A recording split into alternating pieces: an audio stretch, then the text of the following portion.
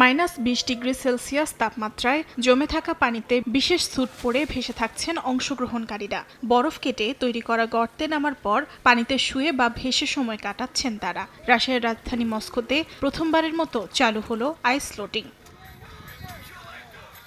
এই কার্যক্রমে ব্যবহার করা হচ্ছে সামুদ্রিক উদ্ধার কাজে ব্যবহৃত বিশেষ স্যুট। 6 মিলিমিটার পুরু ওয়াটারপ্রুফ নিউপ্রেন দিয়ে তৈরি এসব স্যুট শরীর উষ্ণ রাখে এবং পানিতে ভেসে থাকতে সাহায্য করে। আয়োজকদের দাবি, স্যুটগুলো 6 ঘন্টা পর্যন্ত শরীরের তাপমাত্রা ধরে রাখতে সক্ষম। রাশিয়ার উত্তরাঞ্চল ও স্ক্যান্ডিনেভিয়ায় জনপ্রিয় আইস ফ্লোটিং এবার শহরের কেন্দ্রেই চালু করা হয়েছে।